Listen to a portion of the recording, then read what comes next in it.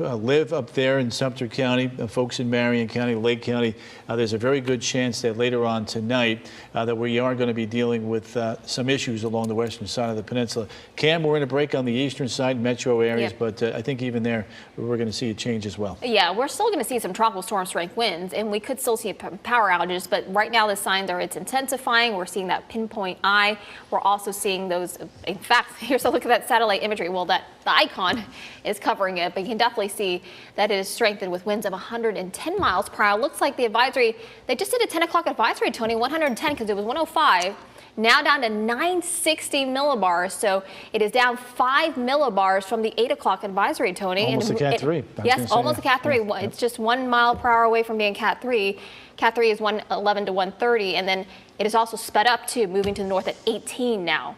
You know, speeding up it's kind of a double-edged sword, guys. You know, it's good in one way, it's bad in another way. It limits the amount of flooding, but it gives you less time to prepare if there's a tornado warning because things are moving that much more quickly. And on top of that, it is nighttime. So again, the 10 o'clock advisory is now in, and we'll see how this plays on out. Again, there's Apalachicola, 10 o'clock time zone here in the western panhandle. We'll watch that. And then, of course, as it gets very close, we do the hourlies. So we'll be watching that as well to get the updates and on the winds and the pressure. But again, with the Hurricane Center and the hurricane hunters in there talking to each other, you can see the pressure continues to drop down to 960 millibars.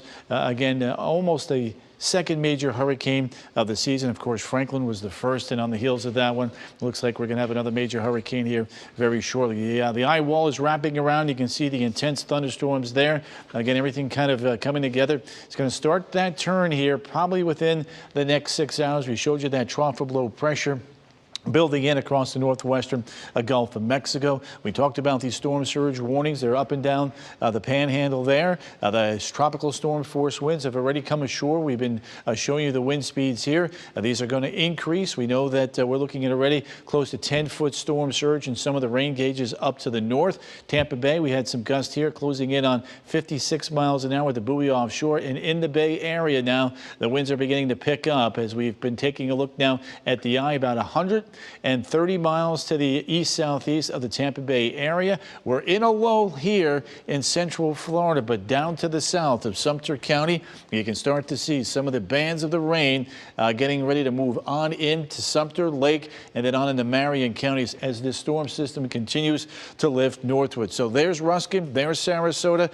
Watch these little dots right there. Those are some of the areas of instability and weak rotation, while the core, the strongest winds remain well offshore in that brighter shade of green there. Just saw 90-mile-an-hour winds a short time ago. Cam, I don't think we're going to see 90-mile-an-hour winds in our viewing area, but there are going to be some strong gusty winds later on tonight in some of these thunderstorms. Oh, yeah, for sure. And the National Hurricane Center says as long as we can pick up the eye on the radar, they're actually going to start doing hourly updates now on Idalia. So they did lower the pressure because the Hurricane Hunter planes, well, there's actually two in the system right now, an Air Force plane and also a NOAA plane. The Air Force plane picked up that pressure down to 960. So that's why we got that 10 o'clock update. So we'll continue to get actually hourly updates on this system as we go through late tonight into the overnight hours, which is good news. We'll continue to update you as we get those hourly updates and position updates. So here's a look around 2 o'clock on Wednesday morning. So unfortunately, we'll see the worst of the weather overnight tonight into early Wednesday. You can see some very heavy rains. It's in these bands that you can see, those inner bands, that as a system gets closer, that we could see some embedded tornadoes and severe thunderstorms. So please, if you're in our far western counties, make sure you have a way to get those weather alerts overnight. You can see winds of around 30 miles per hour already. This is overnight Wednesday around 2 a.m.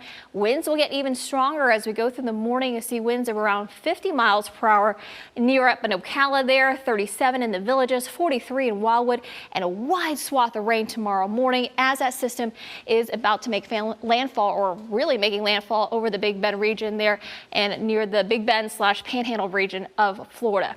As we go into around lunchtime tomorrow, mostly cloudy skies still. We're still dealing with tropical storm strength winds here, even into the metro. But by the time we get into around dinner time tomorrow, notice the winds still breezy, and we're still dealing with some squally weather from those feeder bands coming in from south to north. And then by the time we get into late tomorrow, we gradually start to clear things out with just a few lingering showers for our far northern counties. Let's take a look county by county here. Seminole, we are looking at the worst of the weather tomorrow morning to 4 p.m. Wind gusts up to 60 miles per hour. Again, a tropical storm warning in effect for you guys. We are looking at a threat for tornadoes. That is the case for Orange County. Winds of 65 miles per hour, rain around 3 to 5 inches there. And taking a look at Osceola County, we will see heavy rainfall here as well, 3 to 5 inches of rain. That we are expecting that tornado threat. And as we look ahead for the next 7 days, we've just got to get through the next 24 hours, because once we get through that, we'll see our typical rainy season weather pattern, and then early next week, drying on out.